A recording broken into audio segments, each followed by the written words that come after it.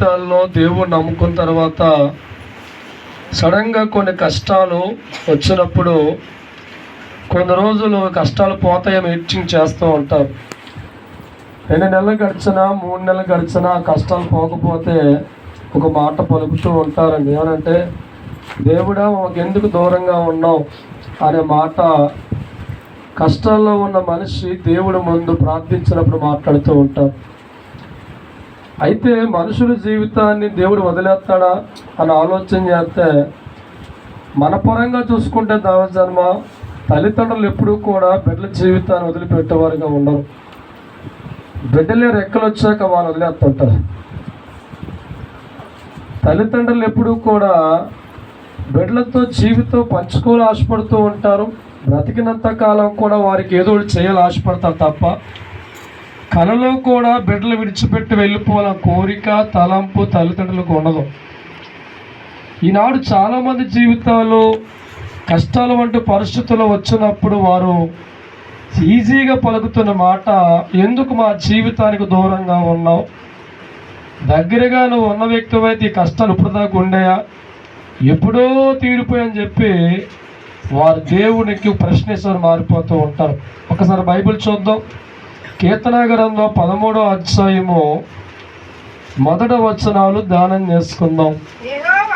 యెహోవా ఎన్నాళ్ళ వరకు నన్ను మర్చిపోతావయ్యా? రోజు మర్చిపోతావా? ఎంతకాలము విముఖుడవే ఉందువు? ఎంతవరకు నా మనసులో నేను చాలు. దేవుడి స్తోత్రం. ఒక భక్తి కలిగిన వాడు పలుకుతున్న మాట, ఎంతకాలం నా జీవితాన్ని మర్చిపోతావు? ఎవరైనా దావీదు గారు. భక్తి కలిగిన వాడి జీవితాన్ని దేవుడు మర్చిపోతాడా? విశ్వాసం కలిగిన వాడి జీవితాన్ని దేవుడు మర్చిపోతాడా? దేవుడి కోసం బ్రతకాలని కనుక్కున్న వాడి జీవితం మర్చిపోతాడంటే ఎన్నటికీ మర్చిపోడు. కానీ ఎందుకు దావీదు ఇటువంటి ప్రశ్నలు దేవుడికి వేస్తున్నారంటే, దావీదు దేవుని వదిలిపెట్టి లోకంలో పరిగెత్తే కష్టాలు తెచ్చుకుంటే ఆ కష్టాలు భరించలేక బాధలు భరించలేక అన్నాడు, ఎన్నాళ్ళను మర్చిపోతావయ్యా? దేవుడి స్తోత్రం. మర్చిపోయింది ఎవరు? దావీదు. దేవుడికి దూరమైంది ఎవరు? దావీదు. లోకాన్ని కోరుకొని చెడు మార్గాన్ని కోరుకొని చెడులో ఆనందం అనుకొని పరిగెత్తి దేవుడి విశ్వాసాన్ని వదిలిపెట్టి భక్తి జీవితాన్ని వదులుకొని లోకంలో పోయిన తర్వాత ఎన్నో కష్టాలు దావీదు జీవితంలో ప్రవేశించాయి.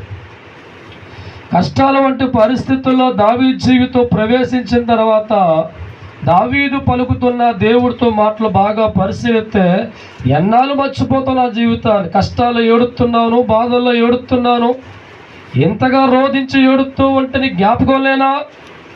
ఎన్నాళ్ళకు దూరంగా ఉంటావని చెప్పి దావీదు దేవుని విడిచిపెట్టి దావీదు దేవుడు దూరంగా ఉండి నేను ఎవరి మీద వస్తున్నానండి? ఎవరి మీద? దేవుడి మీద. దేవుడి స్తోత్రం. ఈనాడు చాలా మంది జీవితాలు కూడా సందర్భాన్ని బట్టి దేవుని వదిలేస్తూ ఉంటారండి. ధనం కోసం వదిలేసేవారు కొంతమంది, పదవుల కోసం వదిలేసేవారు కొంతమంది, నీచమైన సుఖం వదిలేసేవారు కొంతమంది.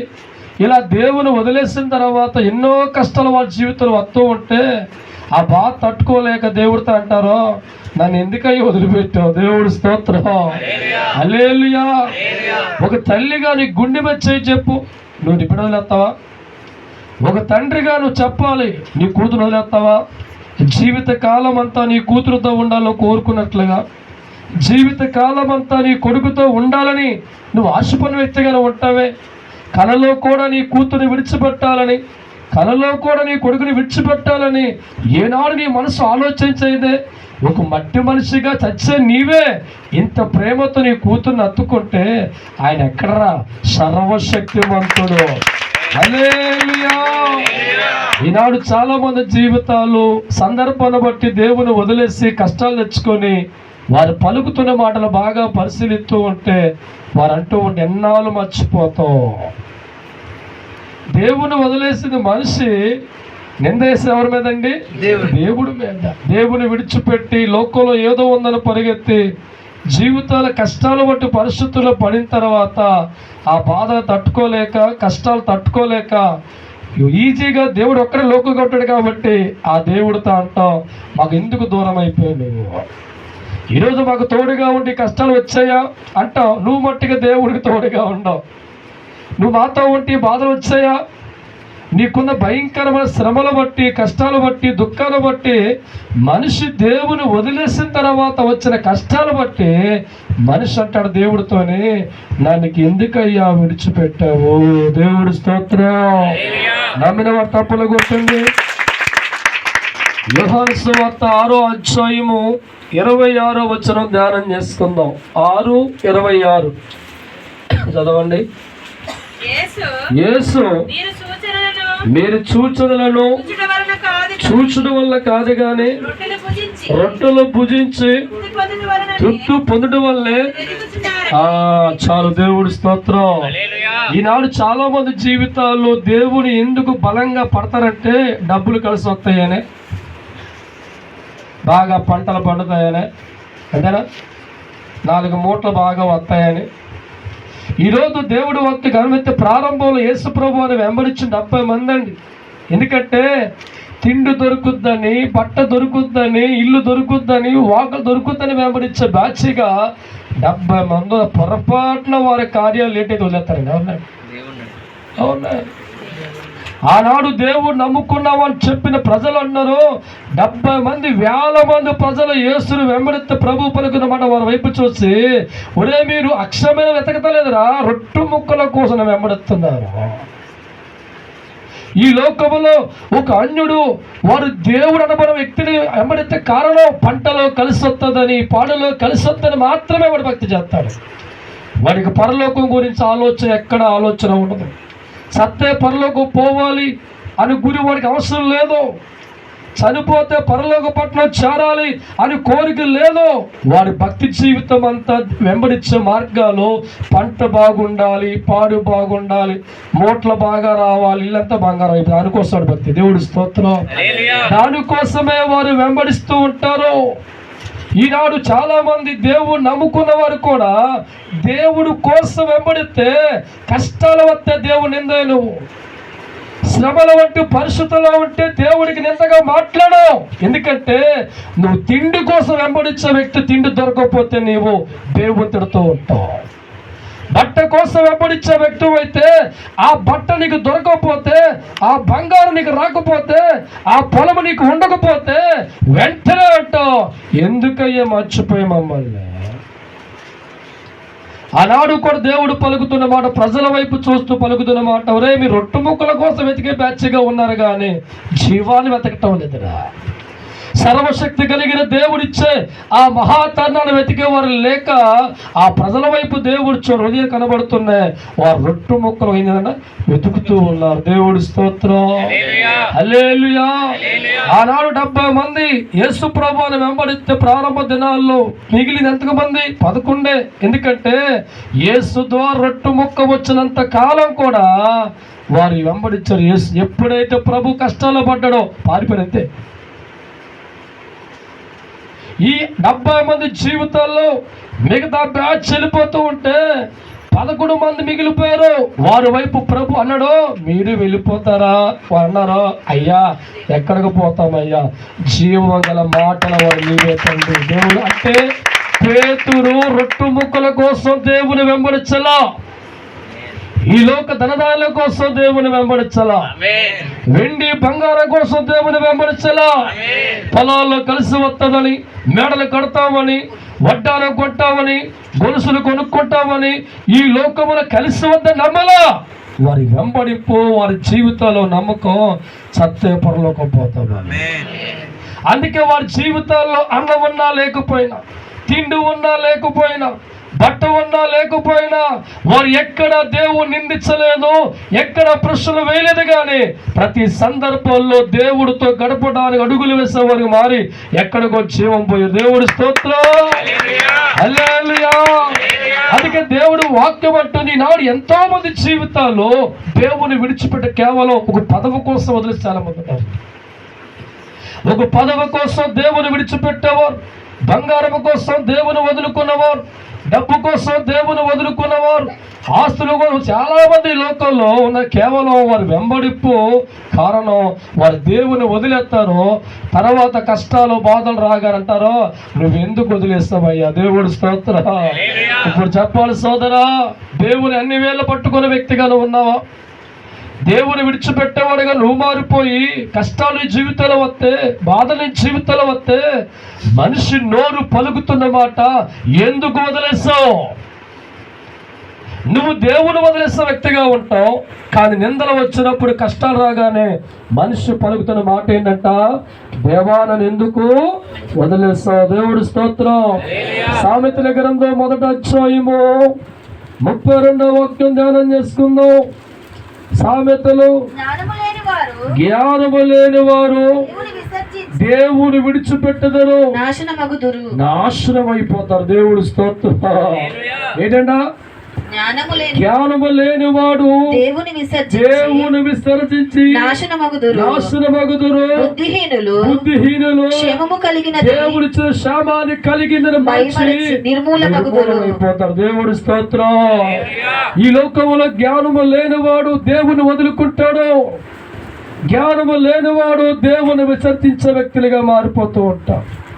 చాలా మంది జీవితాల్లో బుద్ధి లేనివారు దేవుని బట్టి ఆరోగ్యం వచ్చిందని, దేవుని బట్టి ఆయుష్కాలంతో ఉన్నారని, దేవుని బట్టి బట్టగట్టని విషయాన్ని మర్చిపోయి దేవుని విడిచిపెట్టి వారు ఏమవుతారంట, నిర్మూలమైపోతారు. దేవుడు స్తోత్రం. హల్లెలూయా. క్రైస్తవుడా, దేవుని కలిగిన వాడా, నువ్వు జ్ఞానం కలిగిన వాడు కనుక ఏ సందర్భంలో కూడా నీ తండ్రి చేయడం మాక.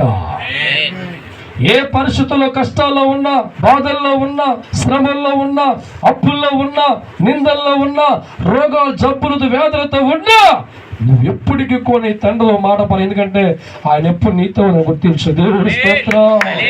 హల్లెలూయా. నీ కళ్ళతో లేని మంచు నీ మరుదురాని దేవుడు చెప్పాడు కదరా. సంటి పిల్ల తల్లేనే మరితే మరని చెప్పాడు కదరా. అటువంటి దేవుడు నీతో ఉంటే నువ్వే దేవుని విడిచిపెట్టి బాధల్లో పోయిన తర్వాత దేవుడితో మాట్లాడుతున్నావా? దేవుడికి ప్రశ్నేసే వ్యక్తిగా మారుతున్నావా? మనిషినే దేవుడు విడిచిపెట్టేవాడుగా ఉంటే బతకగల వెంటనే దేవుడి స్తోత్రం చచ్చూరుకుంటావు. దేవుడి స్తోత్రం. దేవరాత్రి జీవితాన్ని కాపాడుకుంటూ రెక్కల భద్రపరిచేవాడిగా దేవుడు ఉన్నాడు కనుకే మనిషికి ఈ లోకంలో జీవిస్తూ ఉన్నాం. మనిషి జీవితంలో దేవుడి చేతుల్లోంచి బయటికి వెళ్ళిపోయిన తర్వాత, వాడు దేవుని విడిచిపెట్టిన తర్వాత వాడి జీవితం శ్రమలో పోతుంది. దేవుడి స్తోత్రం. హల్లెలూయా. ఒక యజమానికి 2 కొడుకులు ఉంటారు. దావిదమా, ఆ మొదటి కొడుకు బాగానే తండ్రితో ఉండవు అనుకుంటాడు. మా నా చేతుల్లో ఏముంది, ఎప్పుడు కూడా ఇక్కడే ఉండమని చెప్పాడు అని చెప్పి లోకం వైపు చూడు. దేవుడి స్తోత్రం. ఎన్నో అందసంద లోకంలో కనబడుతున్నాయి, ఎంజాయ్మెంట్లు కనబడుతూ ఉన్నాయి, ఉల్లాసం కనబడుతూ ఉంది. అయితే ఈ గమనితోడు దావిదమా పేచి పెట్టేవాడిగా వారిని ఆస్తులకు ఇమ్మని చెప్పి తండ్రిని విడిచిపెట్టిపోయాడుగే లోకంలో గొప్పవాడిగా మారిపోదామని. దేవుడి స్తోత్రం. ఒక్కసారి దేవుని విడిచిపెట్టేవాడిగా మారుతున్నా, ఆ రోజు ఉన్న తండ్రి విడిచిపెట్టి మారిన తర్వాత ఆస్తులు మిగిలినయా, ధనం మిగిలిందా, సమస్తం కూడా స్నేహితులతో తిరిగి పోగొట్టిన తర్వాత తినటానికి తిండి లేనివాడుగా చావు తగిలిపోయిన పరిస్థితి ఎవరికి వచ్చిందంటే విడిచిపెట్టి వెళ్ళిపోయిన కుమారుడికి. దేవుడు స్తోత్రం. అందుకే దేవుడు వాక్యం అంటుంది, జ్ఞానము లేని వారు దేవుని విసర్జించి ఏమైపోతారంట, అన్నిట్లో నాశనమవుతారు. మనం జ్ఞానం కలిగిన వారిగా దేవుడు నమ్మవలసింది ఒక పట్ట కోసమో బంగారం కోసమో అయితే దేవుడు కలకాలం ఉండవు. దేవుడిగా నమ్మేవారుగా మారాలి. దేవుడు స్తోత్రం. ఒక ఆవిడంట అమ్మిందంటే ఏమని, మా ఆయన చాలా అందంగా ఉన్నాడు. హల్లెలూయా. ఏమందంట, చాలా అందంగా ఉన్నాడు అని చెప్పి నమ్మింది. ఆస్తి ఉందని నమ్మింది. అందంట, నీ అందం కోసమే పెళ్లి చేసుకుంటున్నా. దేవుడు స్తోత్రం. హల్లెలూయా. నా దేవుడు స్తోత్రం. హల్లెలూయా. బాగా జుట్టు చూసిందంట, ఏది చాలా ఎక్కువ ఉందంట. అందంట, అబ్బాబా ఏమండ ఏ వేరేండి మీదండి ఏమి జుట్టు అని చెప్పి. దేవుడు స్తోత్రం. హల్లెలూయా. మీ జుట్టు నాకు ఇష్టం ఏముందండి. హల్లెలూయా. తీరా పెళ్ళైన దావజనమా సరదాగా జుట్టు మీద చెయ్యేస్తున్నాడు. ఏదైనా ముట్టుకో, జుట్టు మట్టు ముట్టుకోదాడు. దేవుడు స్తోత్రం. కాదండి మీ జుట్టు చాలా బాగుంటది చెప్పానా? దేవుడి స్తోత్రం. ఈడు భయపడిపోయిన లోపల దేవుడి స్తోత్రం. ఆవిడంటుంది ఏమండే మీ జుట్టు బట్టే పెళ్లి చేసిన దేవుడి స్తోత్రం. ఈ ఉనకొచ్చేస్తాం దేవుడి స్తోత్రం. మాట చెయ్యిపోతుంది జుట్టు మీద ఆగవే దేవుడి స్తోత్రం. చివరికి ఆగి మొత్తం మీద ఊడిపోయింది. ఏమండే హల్లెలూయా హల్లెలూయా. వెంటనే గొడవలు అయిపోయి ఇల్లు వెళ్ళిపోయింది. దేవజనమా మనస్సును బట్టి చేసుకున్న భార్య కలకాలం అంటుకోండి దేవుడి స్తోత్రం. హల్లెలూయా.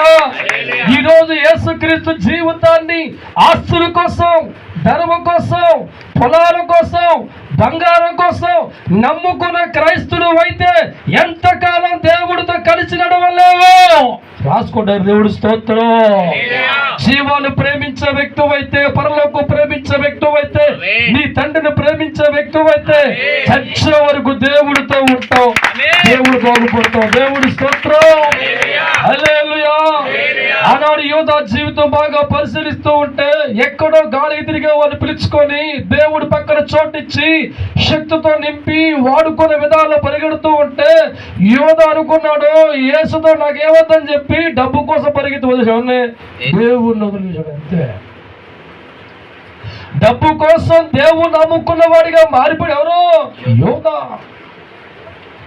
మహాశక్తి కలిగిన దేవుడు అవకాశం ఇస్తే, దేవుడు ఏర్పరచుకున్నవాడిగా మార్చబడుతూ ఉంటే, అర్హత లేని వాడి జీవితానికి ఒక అర్హత దేవుడు ఇస్తూ ఉంటే, డబ్బు కోసం దేవుని విసర్జించేవాడిగా మారిపోయిన వాడి జీవితం ఒక్కసారి ఆలోచన చేయండి. ఎక్కడ పోయిన దేవుడి స్తోత్రం. అంటే యోధా వెంబడించిన దేవుని దేనికోసం? దేవుడితో ఉంటే తిండి కొదువు ఉండదు, బట్ట కొదువు ఉండదు అనుకున్నాడు, వెంబడించాడు. ఒక దినం అనుకున్నాడు ఎన్నాళ్ళు ఉన్న ప్రమోషన్ రావట్లేదు, ఎన్నాళ్ళు అప్పించాడు ఉన్నాడు. చివరికి అమ్మేది ఎవరినే? దేవుని వదిలిన దేవుడి స్తోత్రం. నా ప్రేమైన దావచ్చనమ్మ, సాతాను చాలా జాగ్రత్త మన జీవితాలు వాడుకుంటూ ఉంటుంది. నువ్వు దేంట్లో బలహీనగా దాన్ని పట్టి నేను లాగే దగ్గర దేవుని బయటలోకి. ఈ యోధా కూడా దేవుడి చేతుల్లో వాడబడవలసిన యోధా దేవుణ్ణి విసర్జించే అజ్ఞానిగా మారిపోయి దేవుణ్ణి డబ్బు కోసం అమ్ముకొని విడిచిపెట్టబడిగా మారిపోయాడు. ఎవరో? యోధా. దేవుడి స్తోత్రం. బైబిల్ అంటుంది దేవుని విసర్జించే వారి జీవితాలు ఏమైపోతాయి అంట? నాశనమగును. దేవుడి స్తోత్రం. యోధా జీవితం బాగుపడిందా? గొప్పవాడిగా మార్చబడ్డాడా? గొప్ప స్థాయికి వెళ్ళాడా? అంటే దేవుని విసర్జించిన తర్వాత అపవాది చేతుల్లో పడిన వాడిగా మారి జీవితం పాడు చేసుకొని మిగిలిపోయిన వాడిగా ఉన్నాడు. ఎవరంట? యోధా. అందుకే ప్రభువు చెప్పిన మాట, కలలోనైనా దేవుడిని వదలందు కష్టముడా, కలలోనైనా దేవుణ్ణి వదలద్దు కష్టముడా. అన్నం పెట్టే దేవుడు ఆయనేనని, ఆదరించే దేవుడు ఆయనేనని, కష్టపరిచే దేవుడు ఆయనేనని, బాగు చేసే దేవుడు ఆయనేనని. వాటి కంటే ముందు పరలోకం ఉండేవాడని, వాటి కంటే ముందు పరలోకం ఉండేవాడని, మనసారా దేవుణ్ణి వెంబడించాలి, అందుకోవాలి.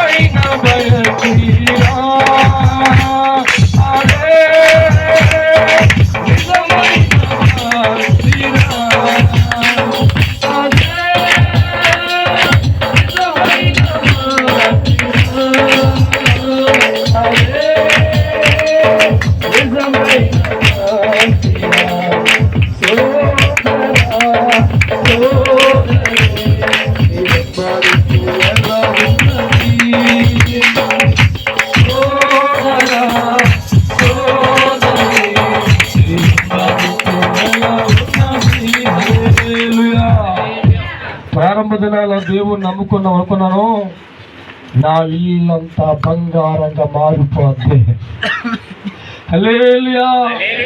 ప్రారంభంలో దేవుని నమ్ముకున్నాను అనుకున్నాను, ఆస్తులు కూడగట్టేస్తా. హల్లెలూయా.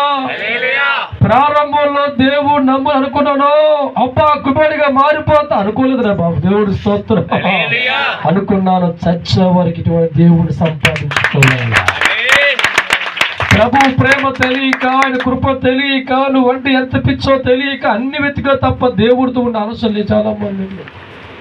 ఈరోజు చాలా మంది దేవుడు నమ్ముకుంటాడు, నా పొలమ గాని బాగా కొనులు చేస్తాయి నమ్మేసుకుంటా. దుంపతేగా అంటే ఒక భగవంతుడు నమ్మాలంటే నువ్వు పొలం కొనాలా, ఒక దేవుడు నమ్మాలంటే మీ ఆవిడికి వడ్డాలని చేయించాలా, ఒక దేవుడు బలంగా నమ్మే వ్యక్తి ఈ సంవత్సరం బిల్డింగ్ కడితే చాలు నమ్మేస్తా ఎవరినే. దేవుడు స్తోత్రం. ఒకవేళ బిల్డింగ్ కట్టిన తర్వాత అప్పుల్లో పడితే వదిలేస్తావనే వదిలేస్తా. అంటే నీ భక్తి జీవితం డబ్బుకి ధనానికి ముడిపడింది తప్ప క్రీస్తులో ఉన్న మర్మ నీకు అర్థం కాల.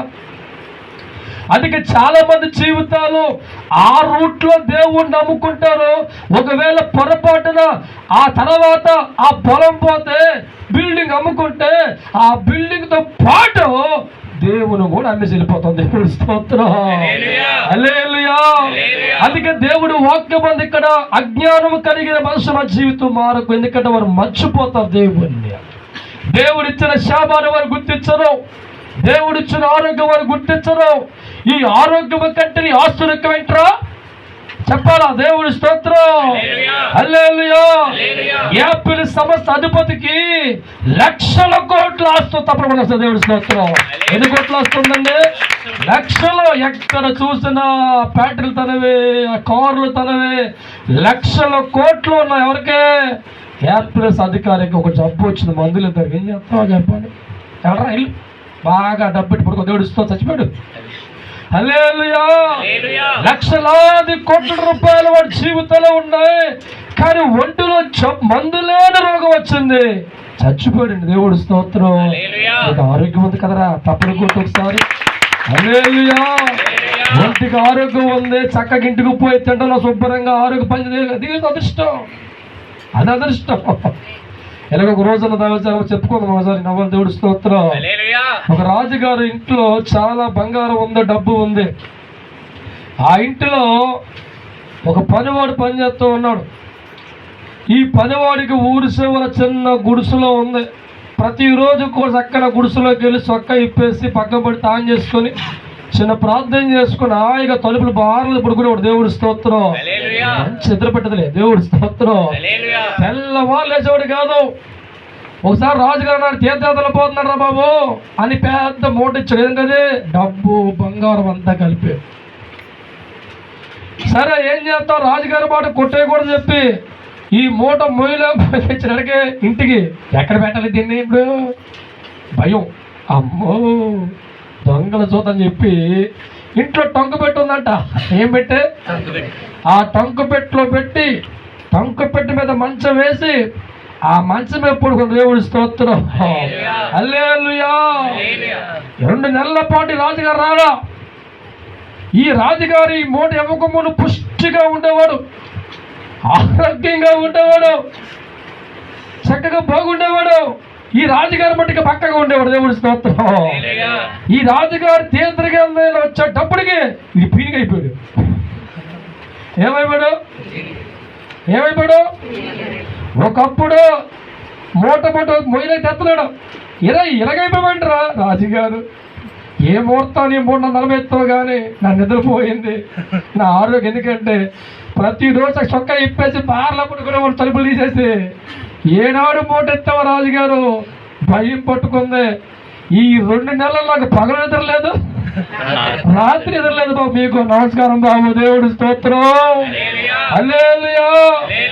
దేవుడిచ్చిన ఆరోగ్యం ఉన్నప్పుడు ఈ పట్టడి మెతుకులు తినేవాడిగా ఉన్నప్పుడు ఆరోగ్యవంతుడిగా ఉన్న అతను ఎప్పుడైతే దేవజనమా ఈ బంగారం డబ్బు మూడు ఎత్తికెత్తాడో పట్టేసిన దరిద్రం అంతా. దేవుడి స్తోత్రం.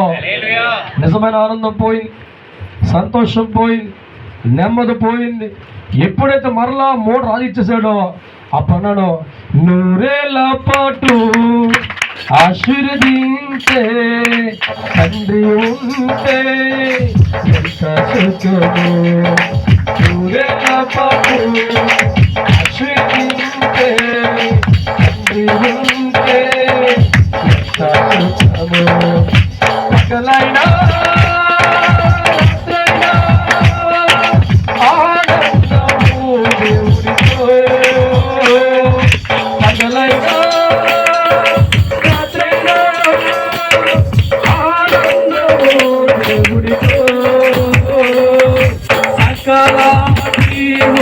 పోషించే నా తండ్రి పోషించే పోషించే నా తండ్రి నన్ను పోషించే.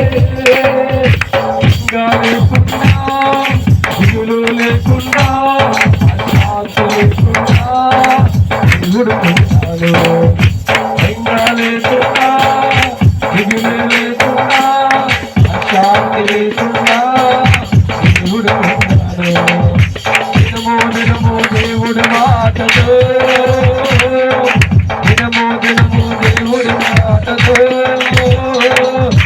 ఒంటికి ఆరోగ్యం హృదయానికి నెమ్మది, ఒంటికి ఆరోగ్యం హృదయానికి నెమ్మది దేవుడి వల్లనే కలుగుతున్నది, దేవుడి వల్లనే కలుగుతున్నది. హల్లెలూయా. చాలా సందర్భాలు ఒంటరిగా బైక్ వేసుకెళ్తూ ఉంటే డబ్బులు లేకపోతే ఈజీగా వెళ్ళిపోతూ ఉంటాయి. 1,00,000 ఉన్నాయంటే అమ్మో రాత్రి 9 అయింది ఏమంటే దరిద్రం. జేబులో 10 రూపాయలు ఉంటే అర్ధరాత్రి వెళ్ళిపో ఏం పై ఉండదు. అదే 1,00,000 రూపాయలు తక్కువ పెట్టి ఉంటే వర్తిగా ఏమవుతుంది? ఆడ ఆపుతూ ఉంటావా? ఇల్లు 10 కిలోమీటర్లో ఉంది, డబ్బు మూట ఉంది అని భయపడుకుంటే భయం. దేవుడి స్తోత్రం. నా ప్రియమైన దావచ్చిన ఈరోజు మన దేవుణ్ణి వెంబడించవలసిన మార్గం కింది బట్ట గుడ్డ కోసం గమనించు. ఆ దానికోసం వెంబడిస్తే దేవుని వదిలేసి వెళ్ళిపోతాం. కనకాలం దేవుడితో ఉండే మహాభాగ్యం ఉండదు. దేవుడి స్తోత్రం. చివరి మాట ఒక యవనస్తుడు దేవుడి దగ్గరికి అన్నాడు, నాకు పరలోక రాజ్యం పొందని ఏం చేయాలి తండ్రి అంటే కొన్ని విషయాలు దేవుడు చెప్పారు. వాడంటాడు ఇవన్నీ కూడా చిన్నప్పుడు చేశారులే. దేవుడి స్తోత్రం. హల్లెలూయా. నాకు ఇంకేం తక్కువ అంటారే, నీ మనసులో తలపిచ్చుంది కాబట్టి నీ ఆస్తి బెదకాలంటే జీవము కలిగిన దేవుని వదిలిపెడు. దేవుడి స్తోత్రం. అంటే వాడికి దైవ జ్ఞానము లేదు, దైవ కృప లేదు, అజ్ఞానముగా ఉన్నాడు కనుక డబ్బు కోసం, ధనము కోసం, లోక అధికారం కోసం జీవమిచ్చే దేవుని విడిచిపెట్టి. ఎందుకంటే వాడికి కావలసింది పరలోకం కాదు. ఏం కావాలంటే వాడికి డబ్బే ప్రాముఖ్యం. అందుకే వాడి చేతులారా దేవుడిచ్చే అవకాశాన్ని పోగొట్టుకొని నడిచేవాడిగా మారి చివరికి డబ్బు కోసం దేవుని విడిచిపెట్టేవాడిగా మారిపోయి ఎవరంట? ఆ యవనస్తుడు. దేవుడి స్తోత్రం. అందుకే దేవుడి వాక్యం అంటుంది, మనము దేవుని వదులుకొని కష్టాల వంటి పరిస్థితుల్లో ఉన్నప్పుడు మనం వేసే దేవుడికి ప్రశ్న, ఎందుకు నాకు దూరంగా ఉన్నావు, ఎందుకు మర్చిపోయావు తండ్రి అని మనం దేవుడితో మాట్లాడుతూ ఉంటాం. ఈరోజు దేవుడు వాక్యం అంటుంది, ఒక తల్లి స్థానంలో ఉన్న నీవు, తండ్రి స్థానంలో ఉన్న నీవు కలలో కూడా నీ కుమారుడు మర్చిపోయే మనసు నీకు ఉన్నది, విడిచిపెట్టే ఆలోచన నీకు ఉండదే. అటువంటి వాడు దేవుడు మనుషుని మర్చిపోతాడా? ఏ మనుషునైతే దేవుడు ప్రేమించి సమస్త నీకు ఇచ్చి తన కొడుకును చంపుకున్నాడో ఆ దేవుడు నేను విడిచిపెట్టే మనసు ఆయనకి లేదండి. నిరంతరము నీతో ఉండాల కోరిక ఆయనకి, నీతో నడవాల ఆశ ఆయనకి. మనం అనేక సందర్భాల్లో దేవుడిని వదిలేస్తూ ఉంటాం. యోధా వదిలేసినట్లుగా, యవనస్తులు వదిలేసినట్లుగా, లోకంలో ఉన్న మనుషులు వదిలేసినట్లుగా ఈనాడు చాలామంది జీవితాలు దేవుడి వద్దకు వస్తూ ఉంటారు. దేవుడి వల్ల ఒక లాభం మనకు కనబడకపోతే మట్టుగా అన్యులాగా ఏం చేస్తాం మనం? దేవుని విడిచిపెట్టి వెళ్ళిపోతాం. దేవుడి స్తోత్రం. హల్లెలూయా. అందుకే రాత్రికాలం మనం చెప్పాలి, కష్టాల్లో ఉన్న, బాధల్లో ఉన్న నీ వెంబడింపు కేవలం తిండి బట్ట కోసం అయితే ఆ క్రైస్తవ వేస్ట్. వదిలే. దేవుడి స్తోత్రం. నిత్య జీవం కోసం వెంబడించే వ్యక్తి వాళ్ళ జీవితాలు ఉన్నాం. మన గురి పరలోకం కోసం వెంబడించాం. ఆ పరలోకం ఇచ్చే దేవుడి కోసం వెంబడించాం. అవి నువ్వు వెంబడిస్తూ ఉంటే నీకు అన్నం కొద్దిగా ఉంటుంది తింటరా, నీకు బట్ట కొద్దిగా ఉంటుందా? నీ బట్టి నేను వెంబడించేవాడిగా మారుతూ ఉంటే నువ్వు ఆలోచన చేయవా? వారిని పట్టించుకోవా? ఒక బిడ్డ తల్లిని వెంబడిస్తూ ఉంటే, తండ్రిని వెంబడిస్తూ ఉంటే, వారితోనే ఉండాలని కోరుకుంటూ ఉంటే, ఆ తల్లిదండ్రులు మురిచిపోయి వారికి కావాల్సిన అన్ని సమకూర్చేవాడిగా మారుతున్నప్పుడు నువ్వు కష్టాల్లో కూడా దేవుడితోనే ఉండాలి ఆ నిర్ణయం తీసుకుంటే దేవుడు విడిచిపెడతాడా? నేను ఆదుకునే తండ్రిగా ఆయన ఆలోచన ఉంటాడు. నీ కష్టాలు, నీ బాధలు, నీ సమస్యలు, నీ కన్నీటి గురించి దేవుడు ఆలోచించి నువ్వు ఎప్పుడు దేవుడితో ఉండాలనుకుంటావు, నీతో దేవుడు ఉండాలనుకుంటాడో, మీ ఇద్దరు ఒక్కటిగా మారిపోతే ఆ మధ్యలో ఏమవుతాయి? సకల దీవెనలు. హల్లెలూయా. సకల వేళ్ళు. నా జీవితంలో కూడా ప్రారంభ దినాల్లో ఒక్క ఆశీర్వాదం కంటి కనవలేదండి. కంటి కనవాల. దాదాపు 14 సంవత్సరాలు ప్రజలు దీవించబడ్డారు, కానీ ఎక్కడ కూడా నా జీవితంలో దీవెన రాల. ఎన్నో ఉపవాస రథాలు దేవుడు పెట్టాడు. చుట్టాలతో ఎన్నో అవమాన పరిస్థితులు, బంధువులు బట్టి ఎన్నో అవమానాలు, పుట్టిన ఊర్లో ఎన్నో ఆటంకాలు, పైగా పెద్ద జబ్బు కూడా దేవుడు పెట్టాడు. దేవుడి స్తోత్రం. హల్లెలూయా, హల్లెలూయా. అయితే నా మనస్సు కోరుకున్నది ఈ లోకములో దేవుడు నమ్ముకుంటే గొప్పవాడిగా మారిపోదా నమ్ముకోలే. ఆయన ప్రేమని గురి చూశాడు. తప్పనిసరిగా ఆ క్రీస్తులో ఉన్న ప్రేమ నాకు అర్థమైంది. ఆయన త్యాగం నాకు అర్థమైంది. ఆయన ప్రేమ నాకు అర్థమైపోయింది. అప్పుడు అనుకున్నా, నాకేమున్నా ఏమీ లేకపోయినా, ఆస్తులు ఉన్నా లేకపోయినా, నలుగురు స్తంభాలకు ఉంటాం, సత్తని లోకం పోతాం. దేవుడి స్తోత్రం. హల్లెలూయా. ఒకరోజు ప్రార్థించాను, నువ్వు నలుగురు ఉన్న భూమి మీద స్తంభం చచ్చిపోతాం అనుకో. దేవుడి స్తోత్రం. నా ప్రేమను దావించడమా, నా తండ్రిని వెంబడించే వ్యక్తిగా ఉంటే నన్ను చూడండి. నాకు అన్నం కొద్దుగా ఉందా, వస్త్రం కొద్దుగా ఉందా, ఆరోగ్యం కొద్దుగా ఉందా, పేరు కొద్దుగా ఉందా, ధనం కొద్దుగా ఉందా?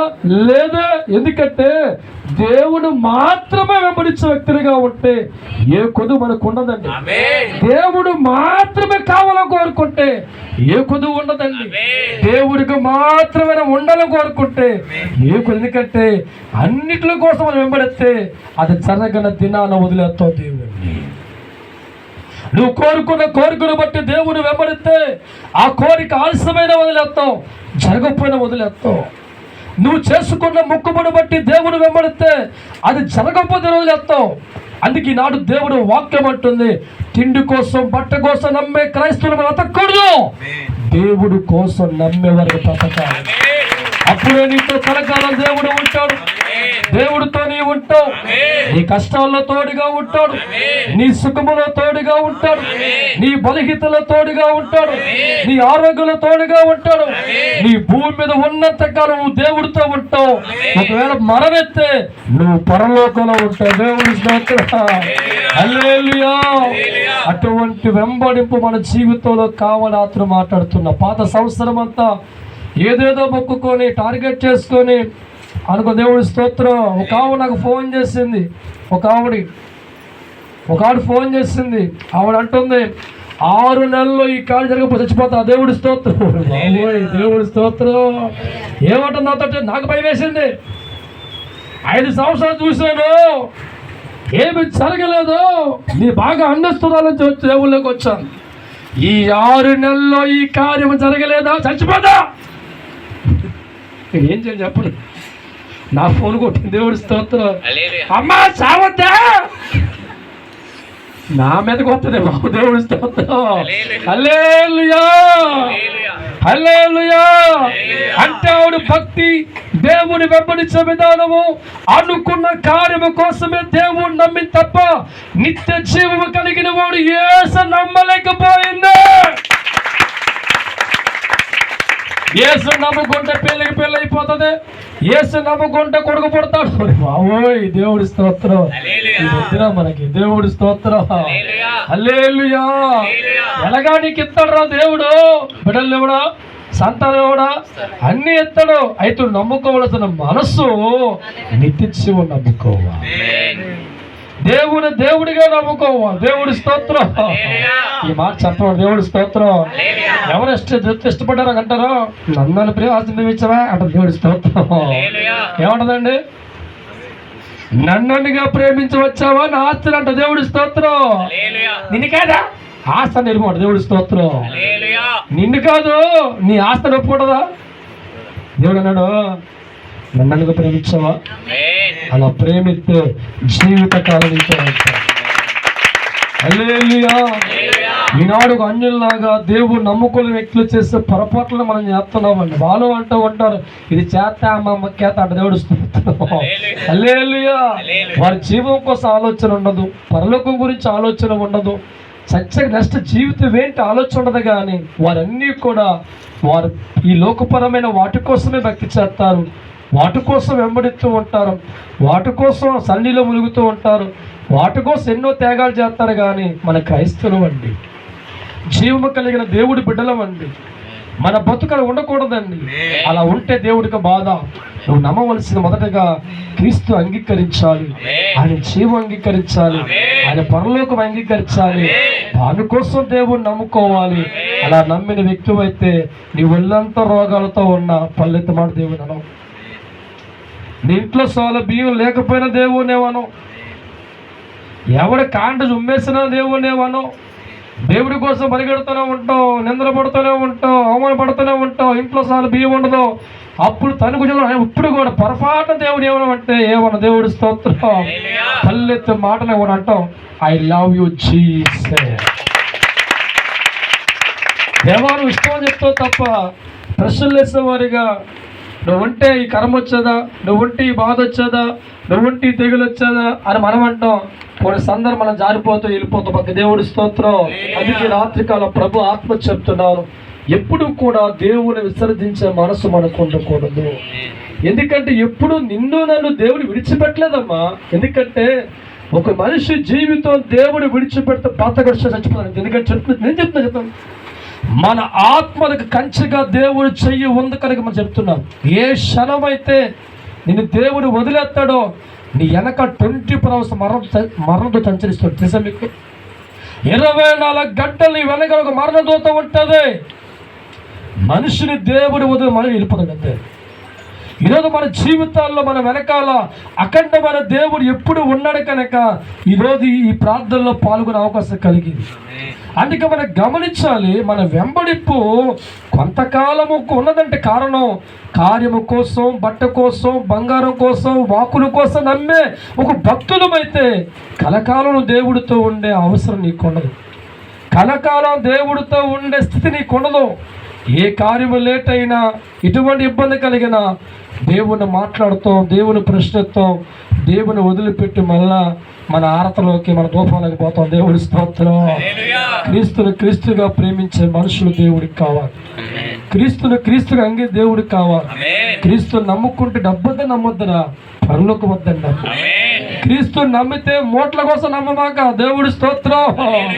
నీ ఆత్మను జీవాన్ని ఒక అధికారంతో కాపాడే దేవుడిగా నమ్ము. క్రీస్తుని నమ్మితే నా కూతురు పెళ్ళి ఉంది అని నమ్మకరా భావిస్తుంది. దేవుడి స్తోత్రం. క్రీస్తుని నమ్ముకుంటే దేవుని వెంబడితే మట్టి పురుగు వంటి మన జీవితాలు మట్టిలో కలిసిపోకుండా మనొక జన్మ అక్కడ ఉందని, అదే పరమ జన్మని, యుగములు కూడా దేవుడితుండే మహాభాగ్యమని ఆలోచనకర్తలుగా మారి దైవ జ్ఞానంతో నింపబడి బ్రతికినంత కాలం మొదటిగా నువ్వు దేవుని కోరుకొని దాని మీద గురిపెట్ట వెలుగెళ్ళిపోతే ఆ తండ్రి నీ పంటను దీవిస్తాడు, పాడిని దీవిస్తాడు. ఎందుకంటే మన బ్రతకాలి ఈ లోకంలో. శరీరం మనకు ఉంది కనుక దీనికి అన్ని రకాలు కావాలి కనుక తెలుసుకున్న దేవుడు అన్ని ఏర్పరచాడు కనుక ఇవన్నీ నీవే కనుక దేవుడు నీకు ఇస్తాడు, నడిపిస్తాడు, బ్రతికిస్తాడు. అయితే మనం కోరుకోవాలి ఆ నడిపింపు ఉండకూడదు. ఏమన్నా ఈ నడిపింపు కావాలి. అట్టి వారిగా మనం ఉండును గాక. మోకరించి ప్రార్థన చేసుకుందాం. ఈరోజు నీ మాటలు మాతో పంచుకుంటున్నావు తండ్రి. నువ్వు దేనికోసం నన్ను వెంబడిస్తున్నావు అని మాట్లాడుతున్నావు తండ్రి. ఆనాడు చాలామంది జీవితాలు యేసుని వెంబడిస్తూ ఉంటే వారి వైపు పార చూసి పలికిన మాట జీవమైన ఆహారం కోసం ఎతకడం లేదు, కానీ రొట్టె ముక్కల కోసం నన్ను వెంబడించే భక్తులు మీరు ఉన్నారని చెప్పి మాట్లాడేతండి. ఆనాడు యోధ దేవుని విసర్జించబడిగా మారి నష్టాలకు వెళ్ళిపోయిన సంగతి మీరు జ్ఞాపకం చేస్తున్నారు తండ్రి. ఈనాడు ఎంతో మంది మనుషులు యేసు నమ్ముకుంటే మా అప్పులన్నీ తీరుతే నమ్మారు, కానీ వాటికంటే గొప్ప జీవాన్నిచ్చే తండ్రి నమ్మలేకపోతున్నారు తండ్రి. పొరపాటున వారికి చేసే పొరపాట్ల బట్టి కార్యము లేట్ అయితే జీవమైన దేవుని విడిచిపెట్టే వారు బతుకులు ఎంతో మంది. ఈ రాత్రి మేము నిన్ను వెంబడిస్తున్నాం తండ్రి. మాకు ఎవరున్నారు ప్రభా? నీవే కదా తండ్రి. నిన్ను విడిచి బతకగలమా ప్రభా? మాకు మీరు కావాలి. నేను ఎరిగిన వారిగా, నీతో నడిచే బిడ్డలుగా మేమందరం ఈ రాత్రి పాల్గొన్నాం తండ్రి. మీరు ఏర్పరచిన ఈ ప్రార్థనలో ప్రభా నిన్ను కోరుకున్నావు తండ్రి, నీ మాట కోరుకున్నావు తండ్రి, నిన్ను వెంబడిస్తున్నావు తండ్రి. మాకు ఉన్నవన్నీ నీవిచ్చింది కదయ్యా, మీకు కలిగిన ఆరోగ్యం నీవిచ్చింది కదయ్యా, మీకు కలిగిన ఆయుష్ నీవిచ్చింది కదా ప్రభా. నిన్ను బట్టి మేము పొందుకున్నాము తండ్రి, నిన్నే కోరుకున్నాం ప్రభా. ఈ రాత్రికాల సమయంలో నేను ప్రేమించి నీ వద్దకు వచ్చిన ప్రతి కుటుంబం నేను ప్రేమించవచ్చును ప్రభా, నేను కోరుకునవచ్చును ప్రభా, నీకు ఏర్పాట్లు వచ్చాను ప్రభా. ప్రతి కుటుంబాన్ని బ్లెస్సింగ్ చేయండి. దైవజన కుటుంబంలో ఏర్పరచిన ఈ కూడిక ఈ బిడ్డలకి దీవెనకరంగా మారాలి తండ్రి. విశ్వాసముతో బిడ్డలు వచ్చారు తండ్రి. ప్రతి కుటుంబం యెహోషువా యెహోషువా నాతో సహవాసం గొప్పది, నాతో ఉన్నవాడు గొప్పవాడు, నన్ను కోరుకున్నవాడు గొప్పవాడు. వాడు లేమిలో ఉండనా, శాపం మధ్య ఉండనా, సర్వకాలమందు జీవించే నేను మీకు అండగా ఉన్నాను. ధన్యవాదాలు ప్రభా. మా మధ్య మీరు ఉన్నందుకు వందనాలు. ప్రతి బిడ్డను దీవించండి. ప్రతి నెలలో చివరి శుక్రవారం జరిగే ఈ కూడికలో మేమందరం పాల్గొంటున్నాం, అందుబట్టి వందనాలు. కోపలు ఎంతో ఘనంగా జరిగించావు ప్రభా, అందుబట్టి వందనాలు. రేపటి కాలం మీరు ఏర్పరచుకున్న స్వస్థత ఆరాధన ప్రభా తండ్రి, నీ ఎన్నికలో ఉన్నవారు నడిపించండి తండ్రి. ప్రతి వాలంటీర్ని, సంఘబిడ్డలని, అన్ని సంఘాలను, సమస్తాన్ని కూడా దీవించి ఆశీర్వదించమని యేసుక్రీస్తు నామం పేరిట అడిగి వేడుకుంటున్నాము తండ్రి. యేసు రక్తమే జయం, శిలువ రక్తమే జయం. అపవాదికి నాశనము కలుగును గాక.